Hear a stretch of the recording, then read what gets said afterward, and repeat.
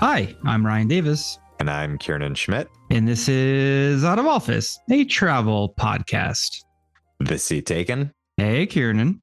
Hello, Ryan. How are you? I'm living the dream. How about yourself? Good. You know what today is? Let's see. What is it? An anniversary of some sort? It's election day. This is coming out. I'm sorry. I didn't know we were future. We must be. Well, aren't we passing some anniversary for Out of Office right now? I feel like didn't we debut in October or something? Possibly. And I think it was 2018 we started. So that would make us 6 years old. Well, this is episode 189, so we should celebrate in 11 episodes.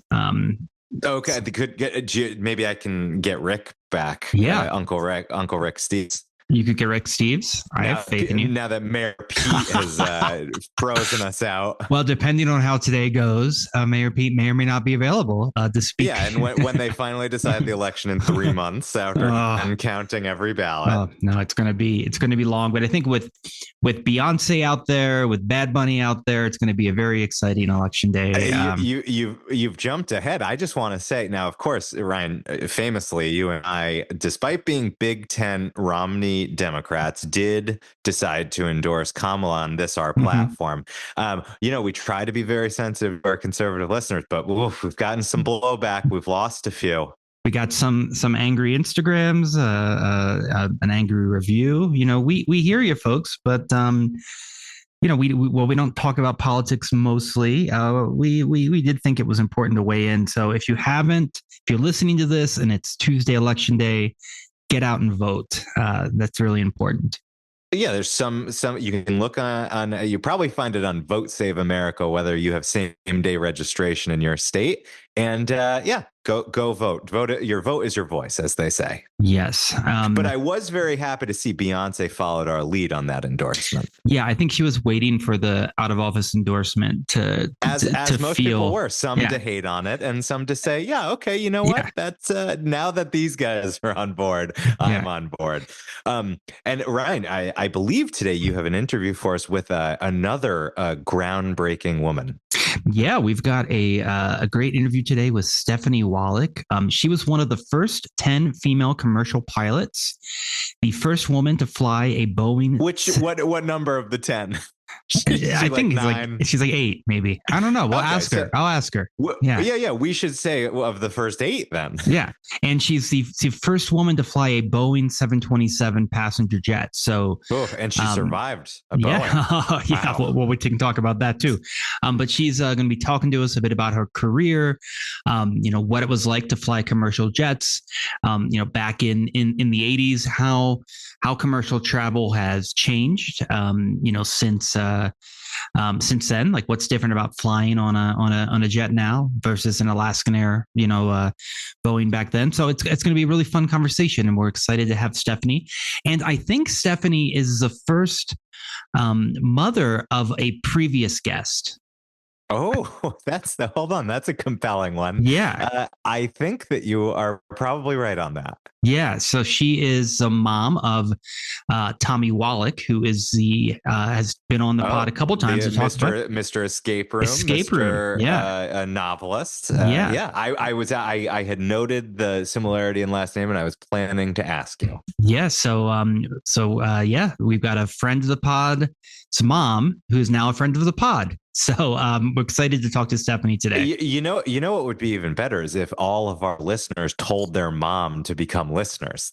We would love to see a near doubling in numbers of where we're at, because we've crossed a certain threshold. But it's hard. Growth is hard. So interviewees past, tell your moms to come on and we'll have them on for an interview.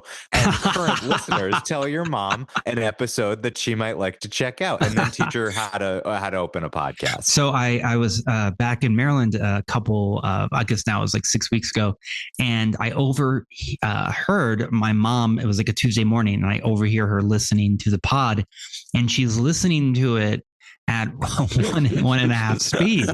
Oh man. And I walk in and I'm like, why how can you listen to it like that? And she's like, what? I'm like, Mom, this is not how Kieran and I talk. We're slow.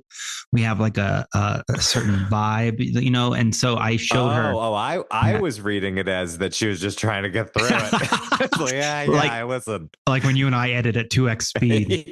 No, I don't know what you're talking about. Yeah. I love nothing that I love more than taking my laptop, sinking into a bubble bath, and turning on an out of office unedited recording. So listen. Speaking of your mom, I want to ask. We didn't do the Judy alert, so you were back in Maryland, but the Judy alert is where we make sure that you're in a safe place that your mom can feel good about.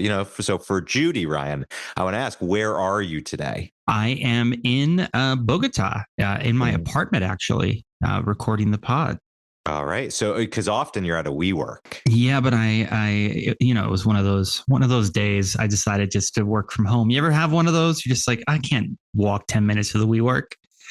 And I'm not a WeWorker like you are. I've got a setup in my dining room. If it's a work from home day, this is where I'm working from home. I've been here since COVID started. I'll be here for as long as I can. Well, I am in Bogota, but I am planning a lot of travel in Q4, and it is Q4. Q4, very relatable way to talk. And I'm planning a lot of travel in November, December, January, February, March. So, oh no, we're not cutting out that Q4 comment. That's staying right in the edit, and I'm going to say Q4 right here and right here, and Q4 so that you can't cut it out. This is what Ryan's like off air, folks. He says things like Q4. Or Q4 and Q1. So it's very exciting. Also, I do want to note that he misidentified Q4. So I hope your investors and board are feeling real. No, we are in Q4. We are in Q4. We're in Q4, but the travel you're talking about is not in Q4. It's in Q4 and Q1. And it will begin in Q4. Is it a Christmas? Are you and Chase going on a Christmas trip this year? We're going to Chile. Yeah. Oh, yes. Oh, man. That's going to be great. It's going to be awesome. Yeah. And then when are you're also off to Europe sometime soon, right? In February, March, and April. I'm going to be in a different city every week for 2.5 months. Good golly, the life this man leads. I know. Well, I mean, the new year is full of promising travel. I'm currently working on convincing my mother to fly over an ocean, and I feel sure if that doesn't work, I'll get her out to a great national park out west. But hopefully, maybe we could even join you in Europe, Ryan. Oh, that would be amazing. We should. So, Kieran, I have to say, I got sent on Instagram something so many times that was really meant for you. I think you know what I'm talking about. I do. So, of course, we're just past Halloween. And Ryan, did you dress up for Halloween this year? No. No. Okay. My 5-year-old Charlie wanted to go as Luke Skywalker, and his adorable 2-year-old sister decided to go as Darth Vader. Well, wow. Very cute Darth Vader. Yes, I was very proud, Papa. And actually, that's a good teaser for our next interview. If you're a Star Wars fan, and you'll have to listen to the end of the episode to hear who that is.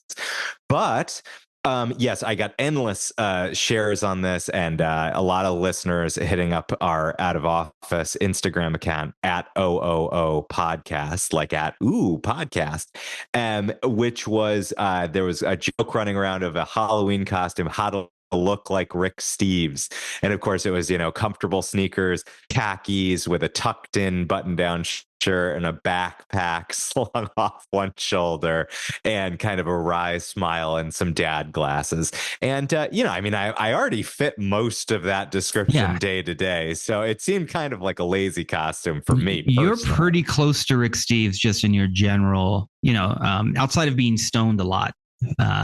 Yeah, that's me. It's good classic Kieran traits. No, I mean you're not. So that's one of your big differences. Right. Of course, because Rick is famously very pro pot. Yes. And you've had a beer, like I think you allow yourself 3 beers a week or something like that. No, I mean, listen, strict regimented schedule. Beer wise, I partake. You're right, I'm on a schedule, but that's just to hold myself back. That's because I'm such a fan. Such an Irishman. Yeah. Yeah, exactly. Actually, an interesting story, Ryan. Have you ever met anyone else named Kieran? No. I'm at the barber today. Guy ahead of me gets out of the chair and he turns. He goes, "Is your name Kieran?" I said, "Yeah." He said, "Yeah, the barber just told me. My name's Kieran." I was like, "What?" I think it's first Kieran I've ever met. Did you think for a second he was like going to be like, "You, Kieran from WNBC's Boston"? No, my first thought was it was me from the future because the Right. guy looked like maybe 15 years beyond me. Yeah. But I liked what I saw. So 65-ish, 65-ish. Yeah. No, what I said 15 years in the future. So that would put him right around 39. Well, look, before we have a great interview with Stephanie, we're gonna jump into, but I just need to tell you a funny story about banking here in Colombia. So, okay. I regularly go to the ATM, and I take out, Sure. 200 or 300 or sometimes even 400,000 Colombian pesos. So that's between 50 and 100 US dollars. And I went to this ATM a couple weeks ago, and I tried to take money out, and it didn't let me. And I was like, and I was late for a movie. So many people who have lended you money, it learned its lesson. So I was like, late for a movie, so forget about it. I'll figure it out later. So a week or so goes by. I want to go to the little tourist market. I need some cash, and I go to the ATM, and it doesn't let me. So I have to call. I call my bank.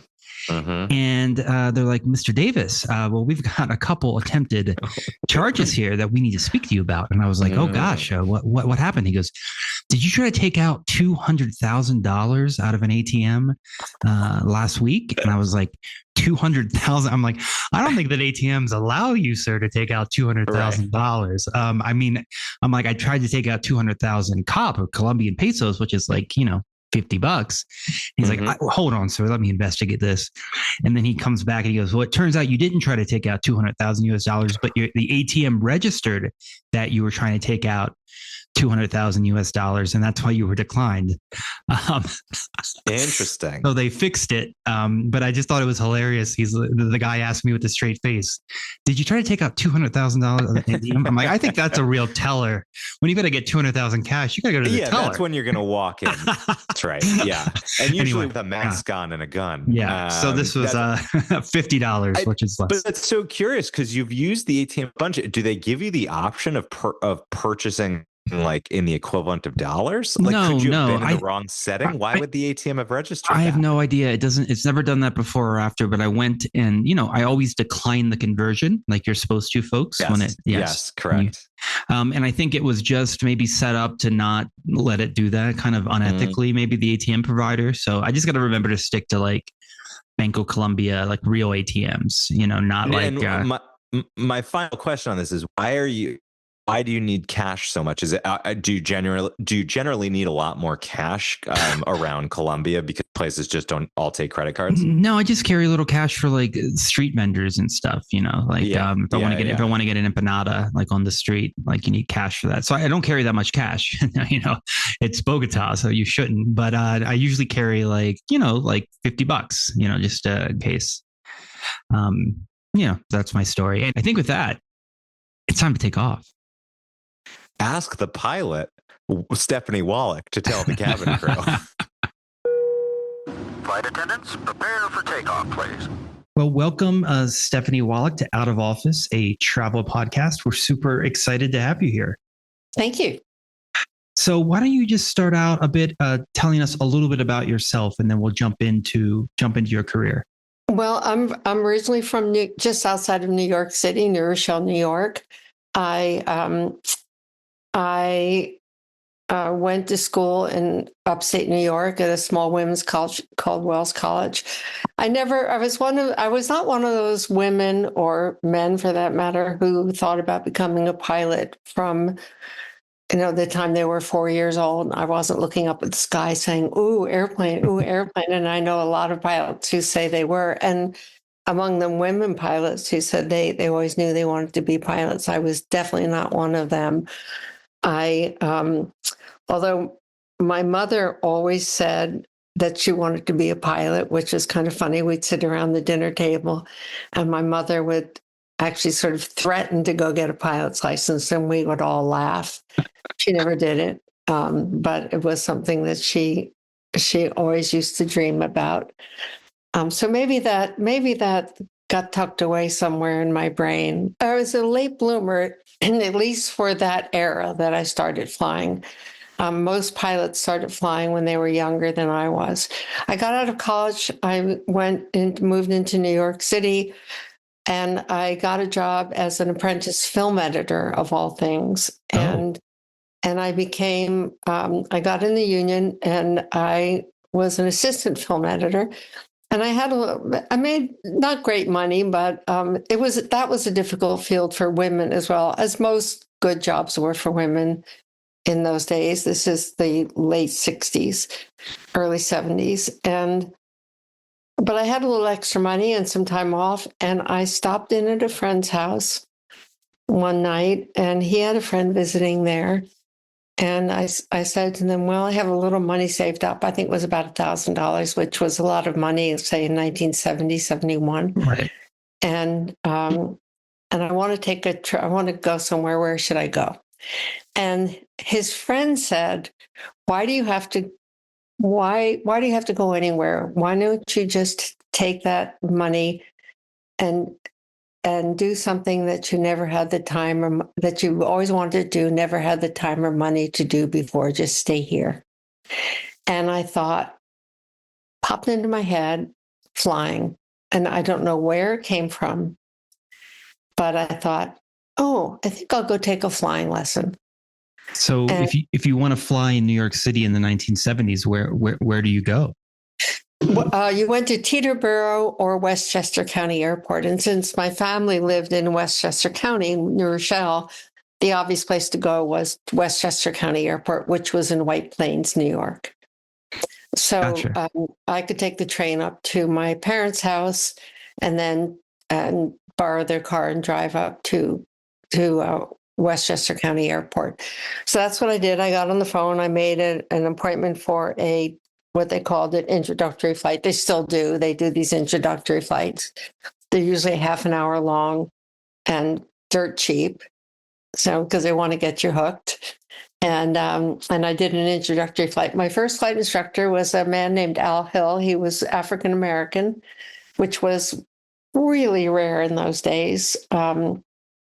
It was probably just as rare as female pilots, probably about the same. And he took me up on my introductory flight, and it was one of those magical moments where, within half an hour, I was just a spell was cast. Right. I just knew I just knew that was what I wanted to do forever. But it's a long road from your very first flight, which I imagine is on in a very small plane into where you end up flying these big commercial flights. What is the process? Like, how many hours do you have to fly, and how does that work? It is a very long road, and it's an expensive one. A lot of pilots do it through the military, but obviously that wasn't an option. There were no military female pilots in that era. So my only option was to do it the civilian route. And there were no female airline pilots in those days. So that wasn't something I even thought about. I mean, I'd like to think that I was, thinking, well, I'm going to get my hours, and I'm going to get my ratings, and I'm going to become an airline pilot. I didn't think that. The only thing that was really, the only job that was available to women pilots in those days was flight instructing, maybe some non-scheduled sort of charter, small airplane charters. You couldn't get a job as an airline pilot. You couldn't get hired flying for certainly a regional carrier or a commuter. You couldn't get a job on a corporate jet. They didn't hire. In fact, I had an experience. I did one interview as a corporate pilot when I was living in California. and it was near impossible to get a job doing that. So I thought, well, I'll just be a flight instructor. And I loved it so much I didn't really care at that point. And I thought, well, I'll just get my ratings and be a flight instructor. So I just went forward. I got it was a little different process than it is now. It's changed. But in those days, I got my private pilot's license, then I got my commercial pilot's license, then I got my instrument rating. And then I moved to California. And how many years does that all take? And that was pretty quick. Okay. That was maybe a year. And you're flying every couple of days? I moved to California after that first year with a boyfriend. I was dating someone. He was moving to California, and he said, "Well, the flying's much better in California," which is true. Los Angeles, in New York, on the East Coast, you can fly 12 months a year, but there's a lot of times in the winter you can't fly. The weather's just too bad. So I ended up going out there with him, and I stayed, and I got my instrument flight instructor's rating out there, and then I flight instructed, and I got my multi-engine rating out there, and I flight instructed for a couple of years, built up my time, and then again, the first female pilot got hired by Frontier Airlines in 1973. Okay. And of course, that was big news. Everybody in the airline and the aviation world was talking about that. And so that's when I thought, well, maybe I can do that. And then a fellow flight instructor of mine, his name was Kurt, another one who, somebody just mentioned something to me. I think I need someone to I think things brew in my head, but I need somebody to I think I've got the pilot light, but I need somebody to light the flame for me, and he said to me, so back in those days, pretty much every airplane, even the 737, which really didn't have a seat the flight engineer sat on the jump seat, which was, well, that's another story, but every airplane had 3 pilots. And the third pilot was a flight engineer. So in order to get hired by an airline, you had to have a flight engineer's rating. And that was very expensive. It was $5,000, which again, in 1975 was when I got mine, the beginning of 1975. So this friend of mine said, I think if you got your flight engineer's rating, you could probably get hired by an airline now. You have the time, the experience, the ratings, college education, first class medical, everything you need to be hired. And I thought, oh, that sounds right. So I hit my mother up for $5,000, bless her, and I did the ground school out at Burbank Airport in California, and then you needed to do some time in the simulator, and then we went up in the airplane. It was United Airlines at 727, and you went up with, I think, maybe 4 other flight engineers who were also in training, and you rotated through the seats. I think they must have been United Airline pilots. I can't remember who was flying the airplane anymore, but we rotated through the flight engineers panel very quickly because it was so expensive. And were you the only woman taking that class? Yes. Oh, okay. Yes. Oh, yeah. And I got my flight engineer's rating. And then once I got my flight engineer's rating, I applied to every airline, even airlines I'd never heard of, to be honest. And I got a bite from Braniff in December of 75, and went out there for my interview.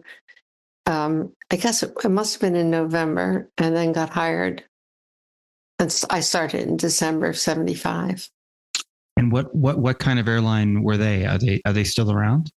No, they're not still around. They were they were one of the major carriers. They were started by the Braniff brothers. It was a small airline started in Oklahoma. I think they flew just between Oak City and Dallas. I think I used to know this, but it was definitely in that area by two brothers in the 1930s. Oh, okay. And grew into a major airline. And I should say, flew domestically. And when I went to work there, we flew everywhere in the United States. We had two 747s that we flew to Hawaii, I think it was, just to Hawaii and back. Yes. And we had a fleet of DC-8s, which I flew on for a short time. I'm happy to say I had a chance to fly a big 4-engine jet, and we flew that exclusively in South America. We were the world's largest carrier in South America, including any South American carrier. We flew pretty much every city in South America.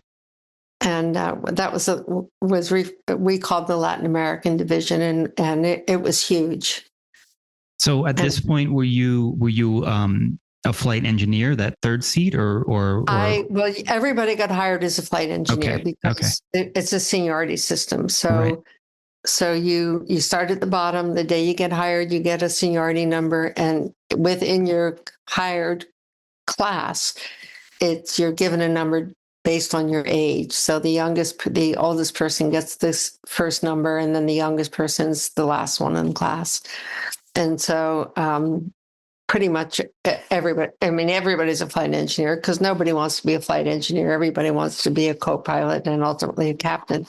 So yes, I started out as flight engineer, but I only flew flight engineer for 2 years because Braniff was expanding very quickly. So I moved up the seniority list very quickly, and I was based in New York, which was our junior domicile. Nobody wanted to live in New York, and of course I did because I was from New York, and most of these guys were Texans. It was a Dallas-based airline.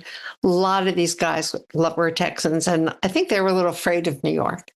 So still that way today. Yeah, right. And so I had the best seniority in our junior domicile. So I checked out as co-pilot after 2 years. And even though I had no jet time when I got hired, I did have the flight engineer's rating. So of course I understood the airplane very well mechanically.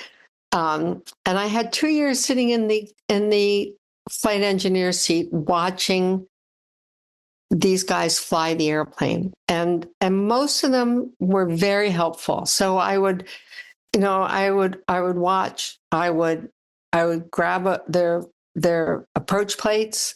I would follow on the maps. I mean, this was the old days when you actually had maps. They don't have them anymore. Like physical maps. Physical maps. When I retired, we were still using maps. Wow. They don't use maps anymore.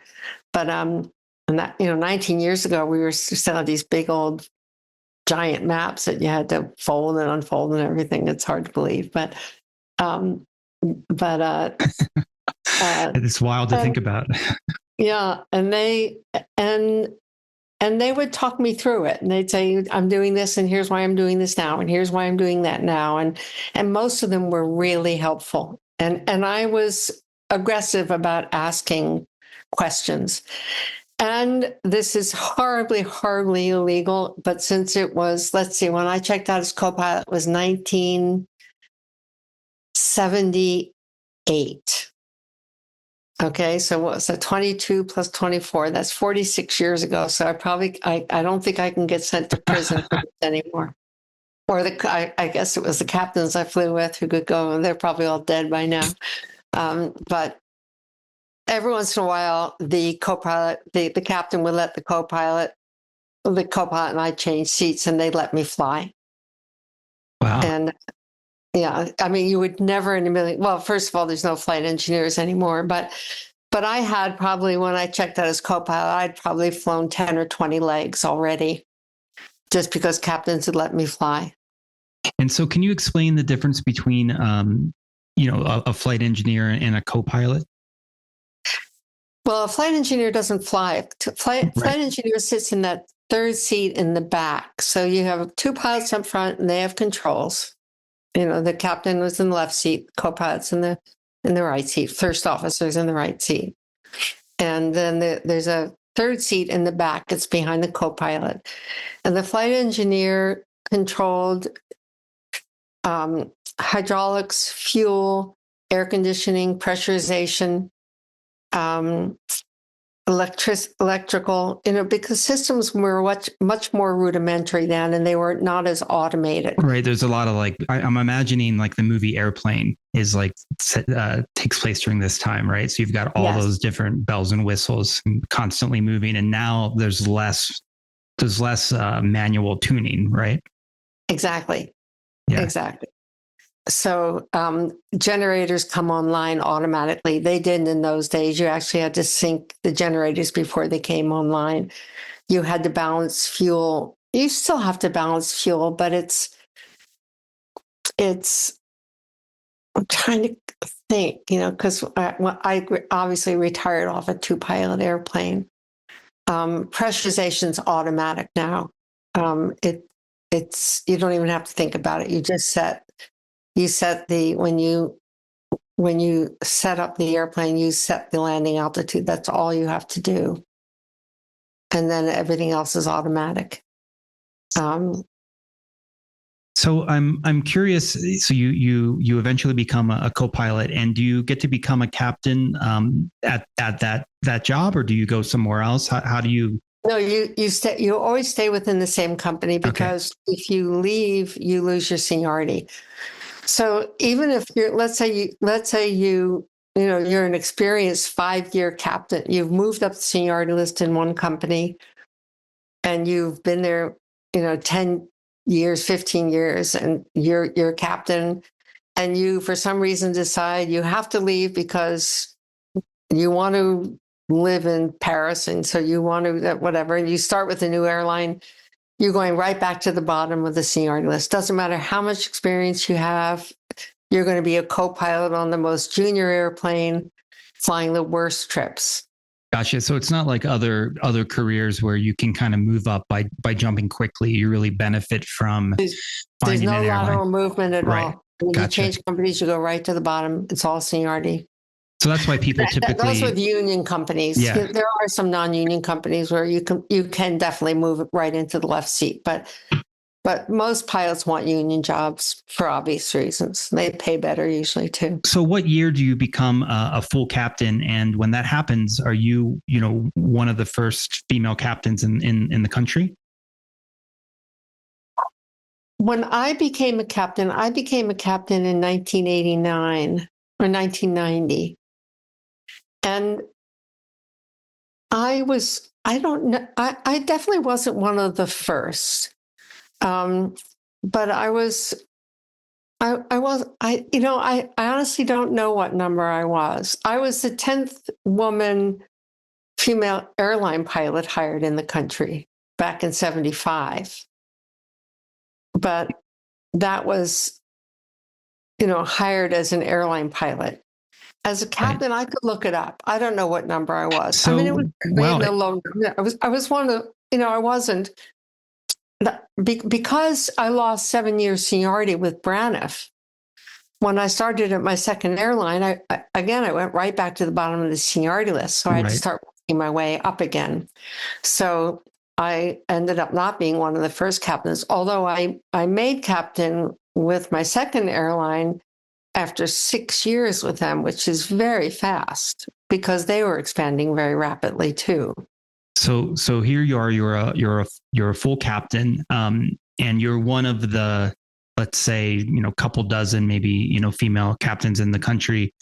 What are some experiences that you had as a result of that? Like, were people surprised when they walked in and they saw you and they didn't see what a stereotypical captain in the 1980s? Yes, they were, and I would say generally the response from passengers was pleasantly surprised. I don't I either don't remember or suppressed, any negative responses from passengers, or the passengers who had negative reactions just didn't say anything. But generally, passengers, I think, were pretty positive about it. As in with most of my career, I think most of the negativity came from within the pilot ranks, not from the public. But you did say you had some, especially early on, you had a lot of pilots who were very helpful. Did you have some that were, maybe resented you being there, or had a different attitude? Definitely, definitely. And the problem with the ones that had a different attitude is they went underground.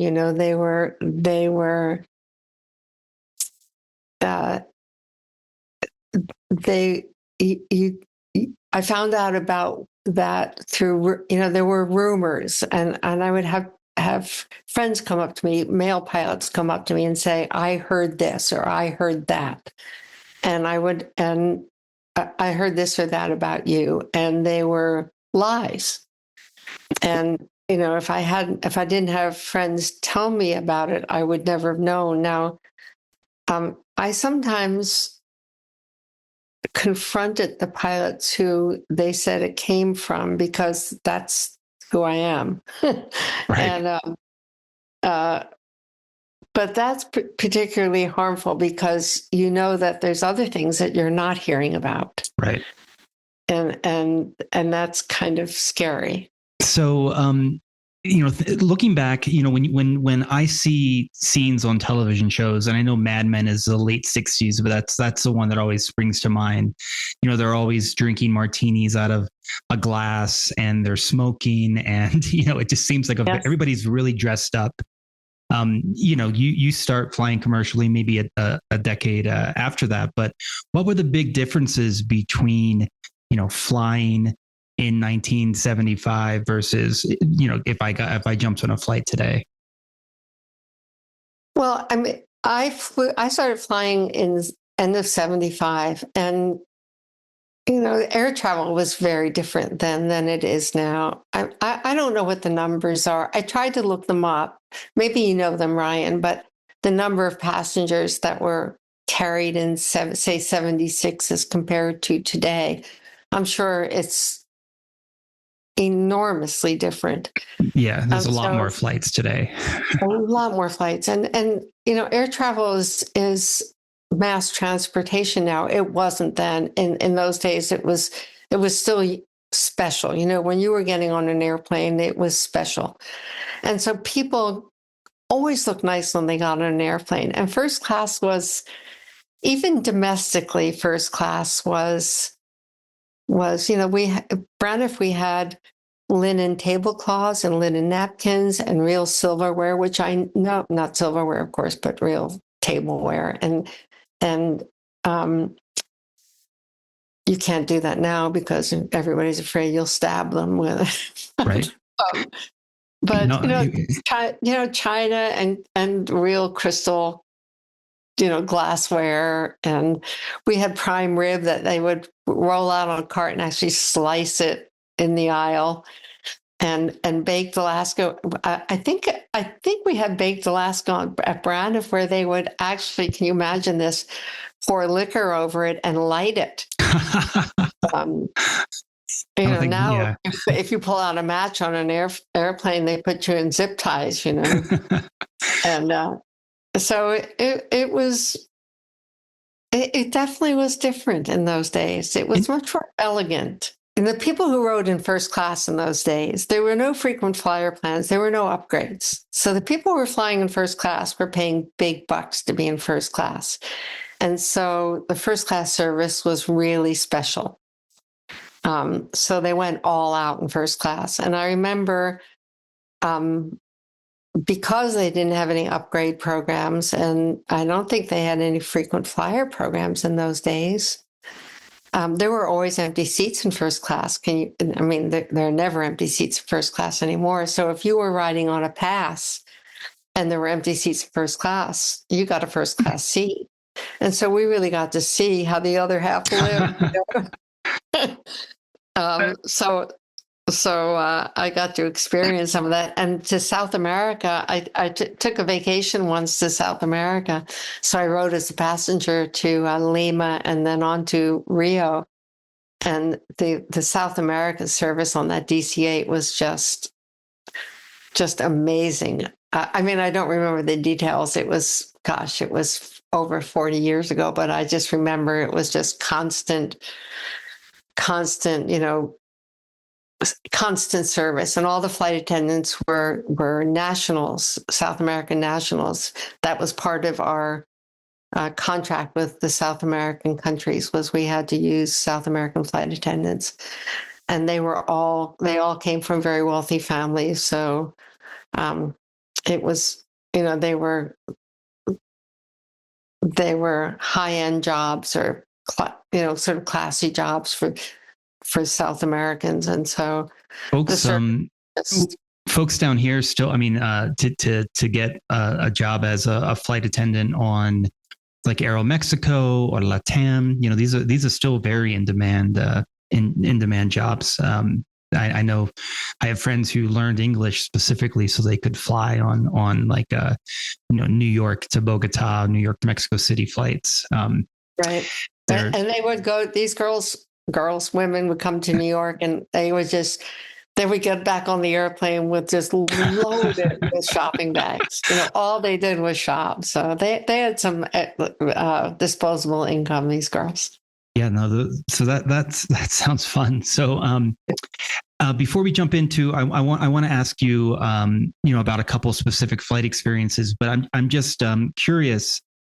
As a captain, in the 80s, 90s, what is the most technically difficult thing about flying a plane, and is it the same? Is it the same today?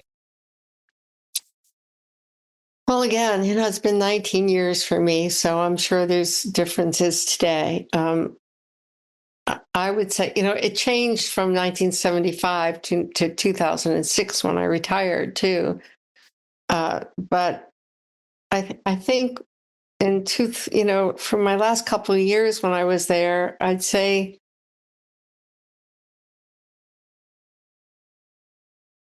probably the most technically, it's going to sound redundant, but the most technically difficult thing about flying an airplane is the technology. There's so much technology on airplanes now that you really need to keep up with, and that you really need to stay ahead of. And by that I mean it's not easy, but it's tempting to get lost in the weeds of the technology, and to think you're flying that you're playing a game rather than flying an airplane, that you can just focus in on the technology and forget you're flying an airplane. I'm exaggerating a little bit, but there's instances, and I'm trying to think. I can't remember the details of those two 737s that had the problem that crashed. And am I wrong in thinking that? I mean, I know there have been instances where their problems would have been solved if they just disconnected everything. Right. Disconnected all the technology and hadn't flown the airplane. And you can't get too focused in on the technology.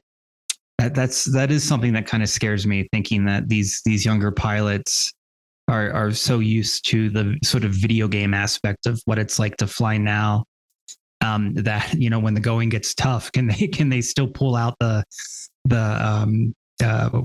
flight control and land the plane, pull a Sully, I guess, right? Like, right. And I don't know whether that, I don't know the answer to that, Ryan, because I just had a get together with a bunch of young pilots, airline pilots, women airline pilots, and they seemed amazing to me. I was blown away by their confidence, because they take their jobs, I think, somewhat for granted now. It's been almost 50 years since I started with my first air with Braniff, and they have incredible backgrounds. A lot of none of the women in this group were military pilots, but one of them was.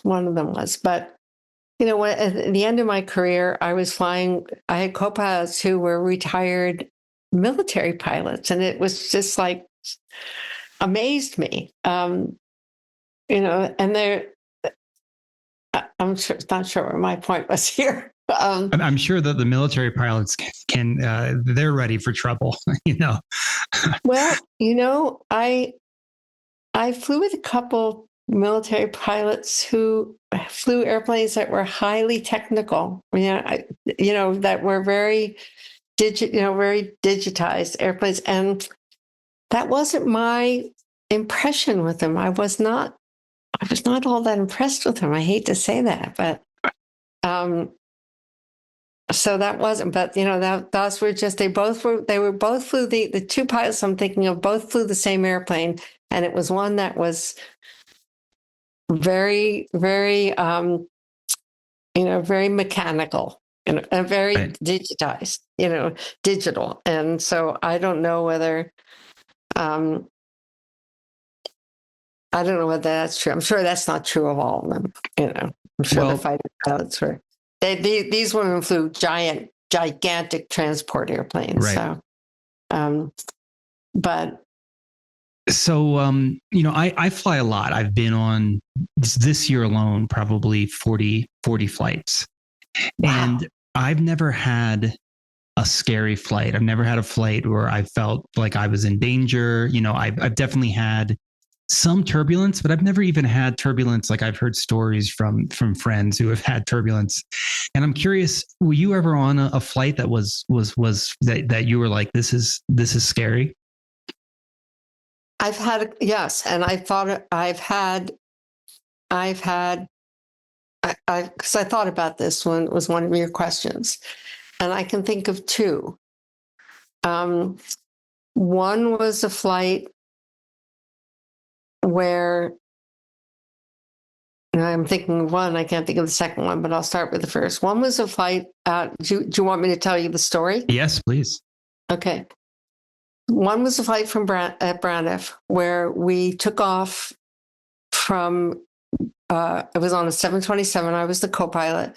We took off from DCA from Reagan. It used to be Washington National at the time, and there was a big blizzard on the East Coast. So everybody was sort of in panic mode before we even took off. And we were headed to Logan, to Boston.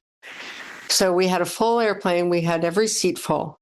And we had a full tank of gas. And I'm trying to think if that was even possible out of DCA, but because that's a short flight too. That's a short runway. Yeah. But I think we had what the maximum fuel we could take out of DCA, because we knew we were going to have a long hold to get into to Logan because of the snow.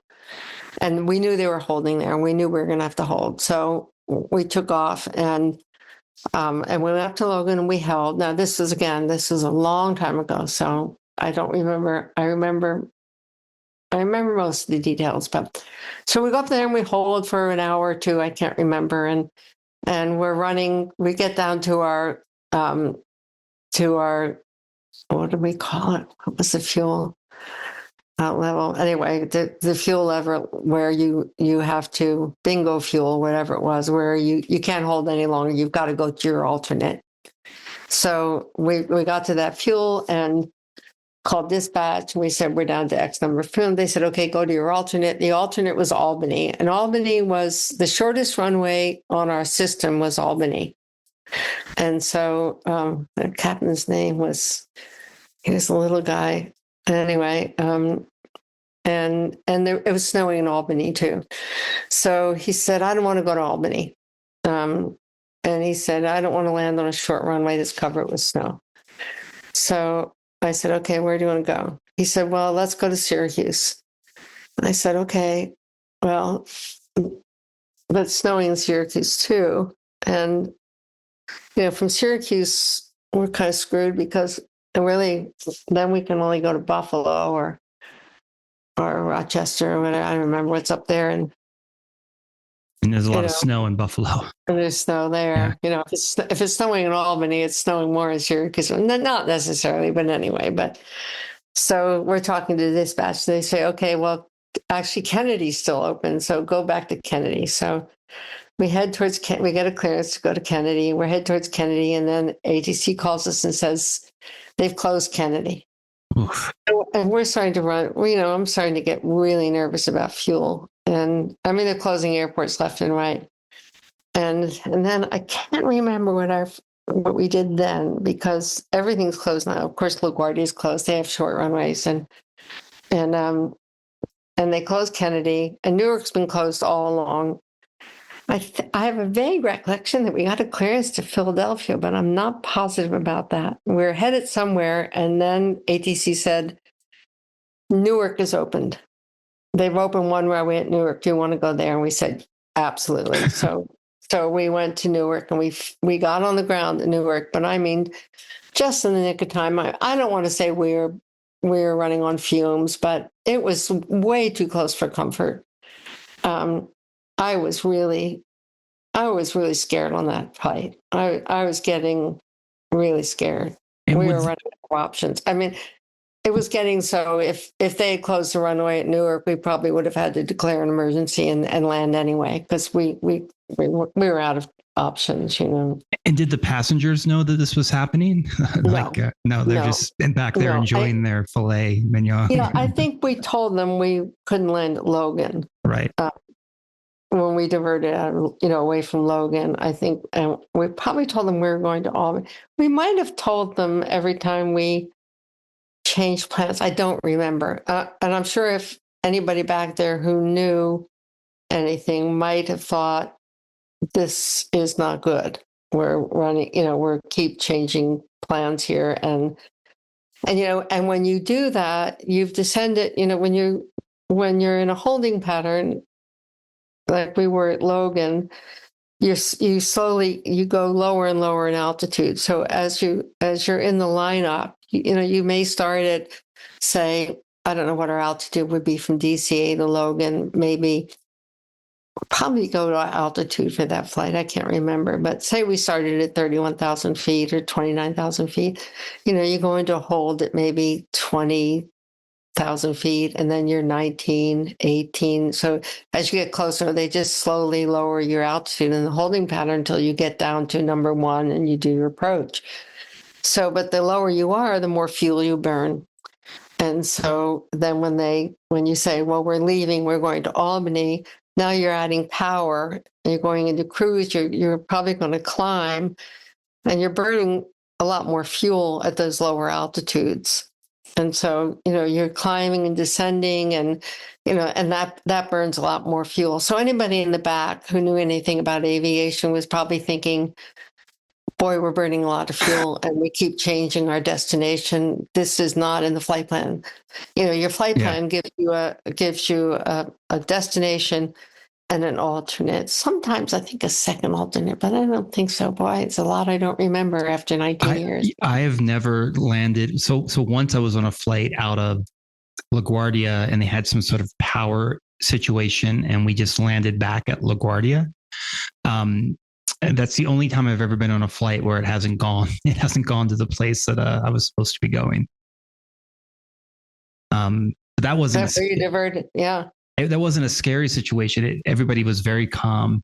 One of the things in Latin America, I fly here a lot, is people will start to pray at the slightest bit of turbulence. You've got people doing the rosary around you. I'm like, I think we're going to be okay. This is an hour flight to Buenos Aires from. So yeah, it's that is scary. So Stephanie, before we wrap up, I'm just curious, What were the main challenges of being a female captain? Well, generally speaking, when a pilot checks out as captain, you would think that you're certainly you have more responsibility, and so you do have that added weight on your shoulders. But in general, your job is a lot easier because you're making all the decisions. It's just a better job. You're in charge. For female captains, I think it's a little bit different because I got a little pushback from the guys, and from the other women pilots I've spoken to, they experience the same things. Not all the time. Most co-pilots were fine. Every once in a while, I would fly with a co-pilot who would be contrarian. So I would say, in the cockpit, it's the captain who calls for the checklist, and the co-pilot reads the checklist.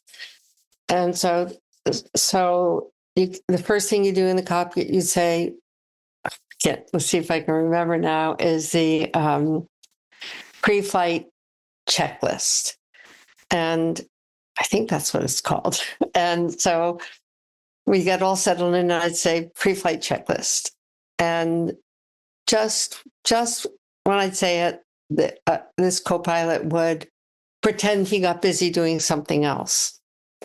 And so he'd say, just a minute, I have to do something, and start doing something else.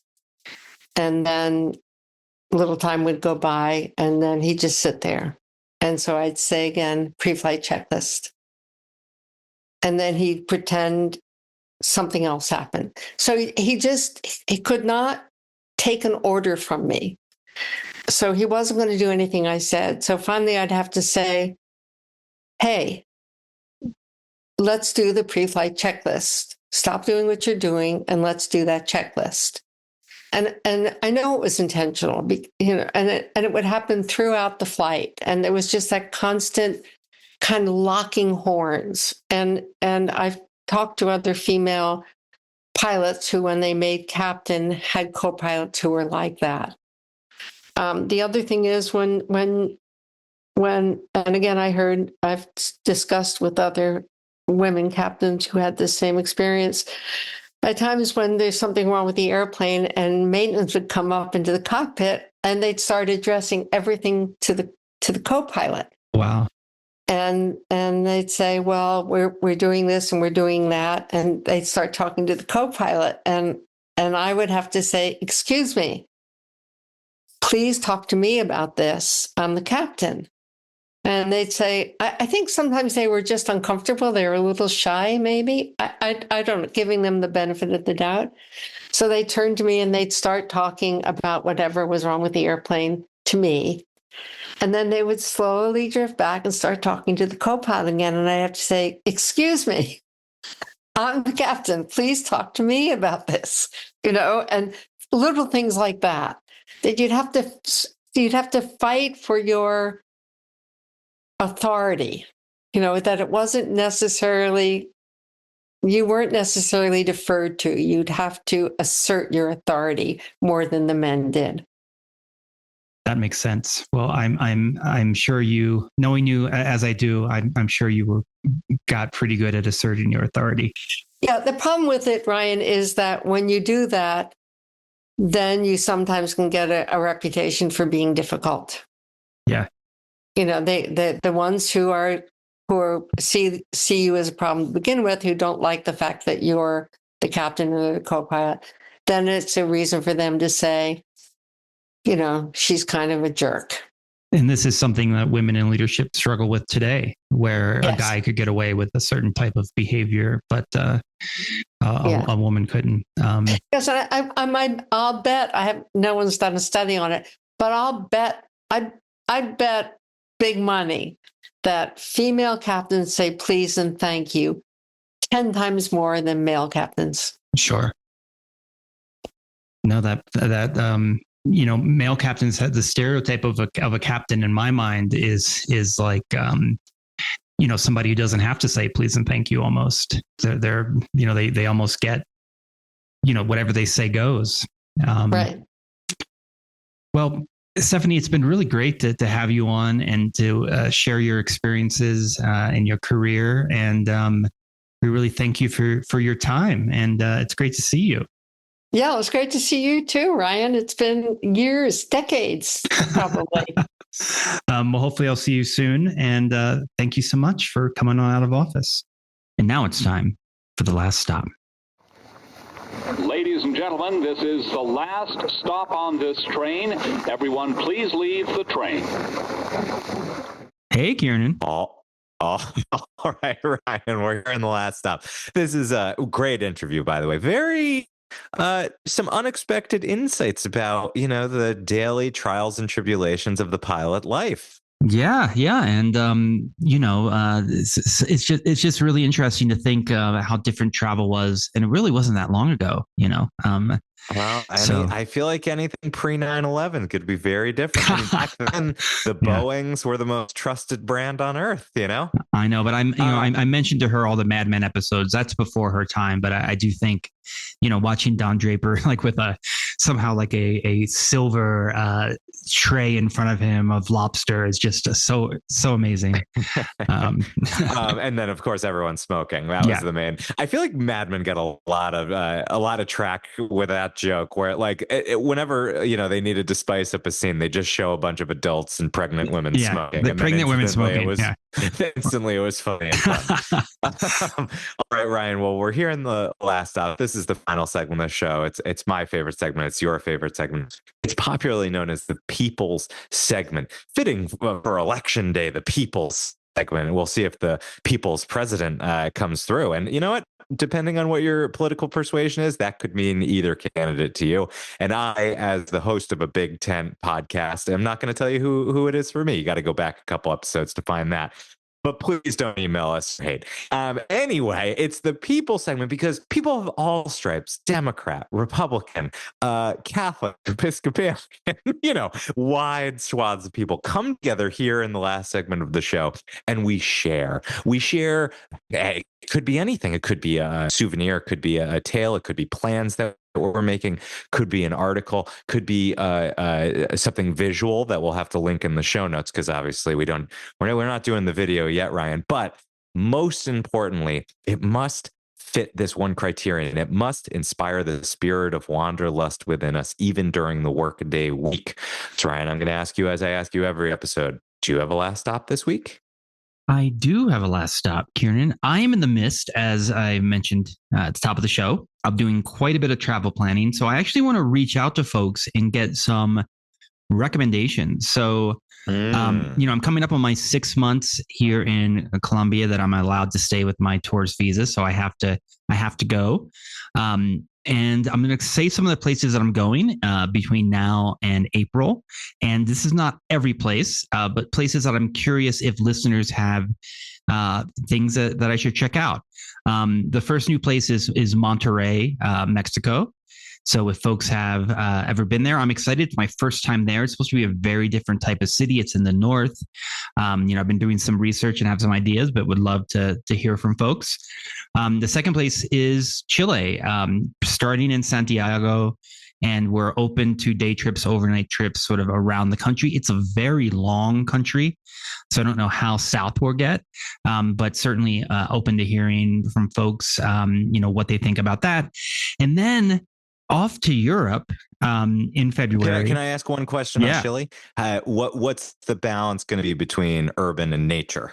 We don't do a lot of nature. It's going to be very minimal nature. That is such a shame in Chile. Chile has amazing national park. Are you kidding? This is because Chase doesn't like to commune with God, and I do. No, so I'll get to go back to these countries and do like the nature side of things. This is more like, where's maybe the that can be like when I come down and join you. Yeah, that would be anytime. Open invitation. And then a couple things that are going to be interesting, and I'll just kind of go through the February Europe plan. Fly into Berlin, a week in Berlin, train to Cologne, a week there, a train to Brussels, a week there, and then a week in Warsaw. So that's my February, basically a different city every week. You know, I got to give you some Brussels and Warsaw tips. Yeah, well, you know, my cousin very lives well acquainted. My cousin lives in Brussels. I've been there. I didn't know that. Yeah, I've been there once, but I don't know it very well. And I've only been to Warsaw for 3 or 4 nights. So this will be. I'm excited to dive in, and I think we'll get some great episodes. I've never been to Cologne at all, so that should be really interesting. Looks like a beautiful city. And so I'll be, I think people always say this is a very Latin American heavy podcast, very Boston heavy podcast. We're going to have, I promise you, lots of Europe in the first half of next year from these travels. We gotta do more Croatia content. I got a lot to say about Croatia. That's a hot place to go. I haven't ruled out Croatia just so weather isn't great. But folks, shoot us an email out of outofofficepod@gmail.com or hit us up on the Instagram at OOO podcast. And just, send some ideas, and I will let you know if I what I think. And as I'm planning my itinerary. You're hitting a lot of heavy food spots. Are you packing the Ozempic? I'm, the Ozempic lets me have a good meal a day. But boy, have I lost so much weight. It's crazy. Is that, are you serious? Oh yeah. Yeah. Wow. And don't you miss eating the food though? Well, I mean, I do eat at night. I just don't really eat much during the day. I'll eat like a little, I'll pick at something at lunch. And then at night, I'm pretty hungry. I'm on the lowest possible dose, and I've already lost, 15 pounds in 5 weeks. Oh my God. I know. It's incredible. It also makes you drink less. I'm like drinking like Kieran now instead of like Ryan. I mean, you must be saving a lot of money, because I feel like that was the real reason the ATM was rejecting a lot of money and a lot of calories. Going to use this for cerveza? Yeah. It's like, do you need a second bottle of wine? No, I don't. I feel fine. Yeah. Did you bring a last stop this week, Kieran? I did. This is a little bit of technology that's being tested out in airports.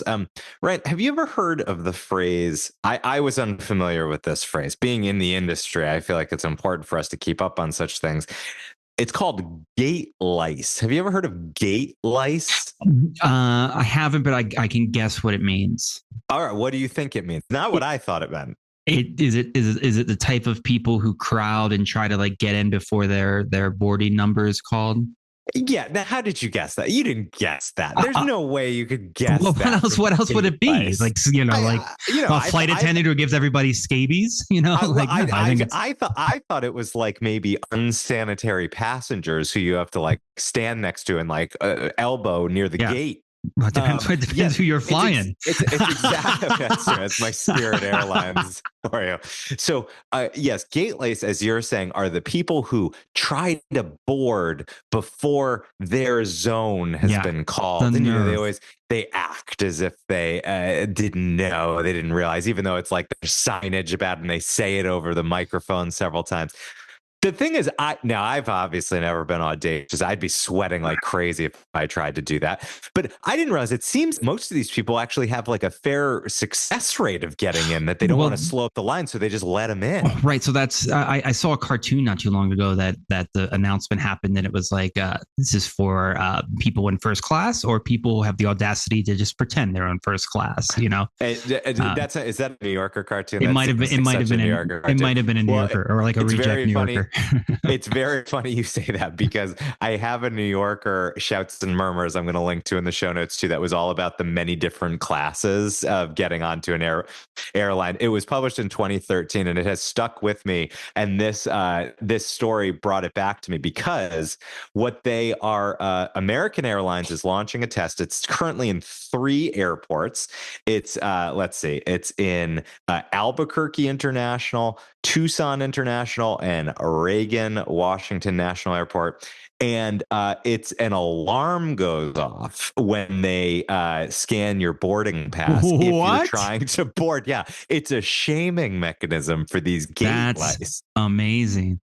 You know, it's like that old story they used to tell you when you were a kid in the public pool that if you pee in the pool, like it'll turn color. Turn purple. Yeah. This is like that, but they actually are doing it. Like they're Yeah, exactly. And they only describe it as an audible signal. So I don't know, but I like to think, actually, I think this would be a great time for you and I to forge a relationship with American Airlines, preferably sponsorship. And we could be the voice of this audible signal when gate lice tries to come in. Yeah.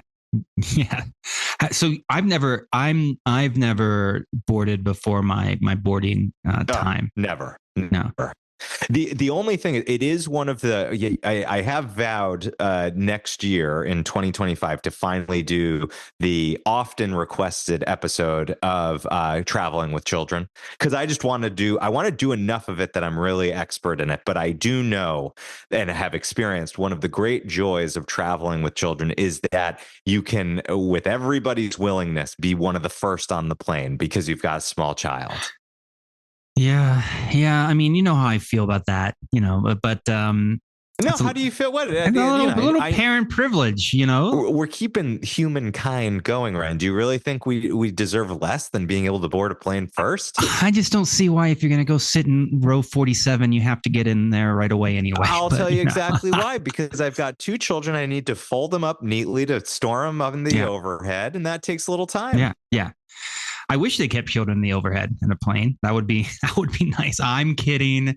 In Delta also lets you board early if you are active duty military. That's right, and that's only right.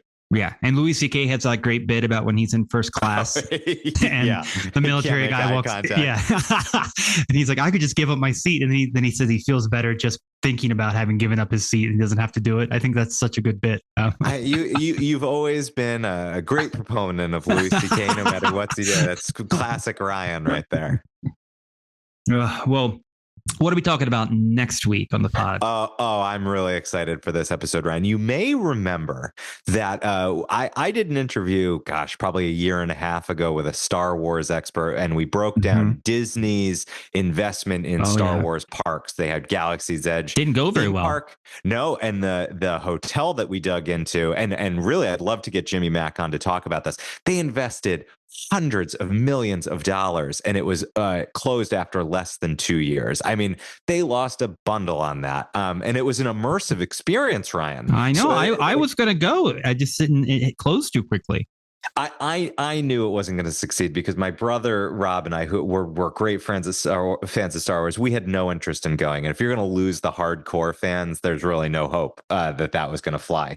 But a Star Wars destination that we can absolutely recommend, and we're going to speak to somebody representing them.